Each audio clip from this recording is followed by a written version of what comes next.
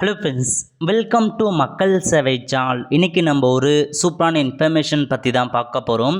அதாவது தமிழக ரேஷன் அட்டைதாரர்களுக்கு 2 முக்கிய அறிவிப்பு வெளியிட்டிருக்காங்க. இப்போ இதை பற்றின மொத்த இன்ஃபர்மேஷன் தான் இந்த வீடியோ பார்க்க போகிறோம்.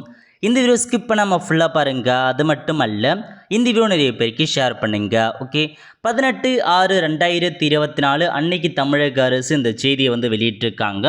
இப்போ இதில் என்ன சொல்லியிருக்காங்க அப்படின்றத நம்ம முழுமையாக பார்த்துடலாம். ஓகே, அதாவது மே மாதத்திற்கான பாமாயில் தூரம்பருப்பு பெறாத ரேஷன் அட்டைதாரர்கள் ஜூன் இறுதி வரை அவற்றை பெற்றுக்கொள்ளலாம் அப்படின்றத சொல்லியிருக்காங்க.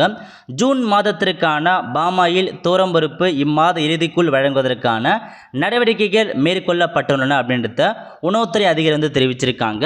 அதாவது தமிழகத்தில் பாமாயில் தூரம்பருப்பு எல்லாமே பார்த்தேன் இப்போதைக்கு லேட்டஸ்ட்டாக டெண்டர் மூலமாக அனௌன்ஸ் பண்ணி கொள்முதல் பண்ணிட்டு வராங்க. அதனால் டிலே ஆகிடுச்சு.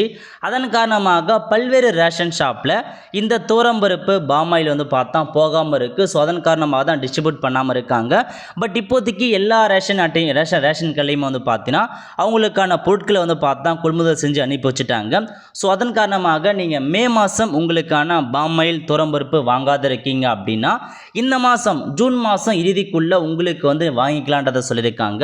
மே மாதம் வாங்காதவங்க ஜூன் மாதம் வரைக்கும் வாங்கிக்கலாம்.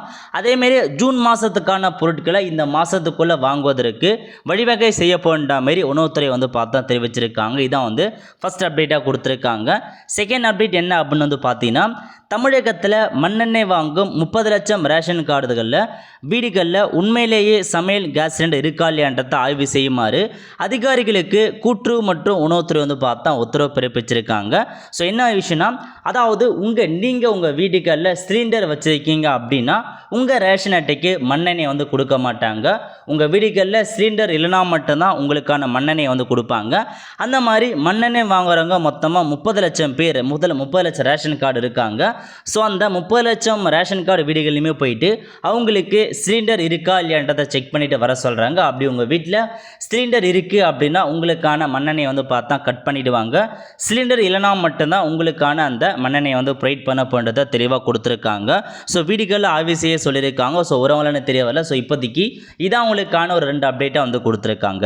ஆல் த ஃப்ரெண்ட்ஸ், கண்டிப்பாக இந்த வீடியோ செலக்ட் பண்ணுங்கள். அது மட்டும் அல்ல, இந்த வீடியோ நிறைய பேருக்கு ஷேர் பண்ணுங்கள். அடுத்து ஒரு நல்ல சந்திப்போம். நன்றி, வணக்கம்.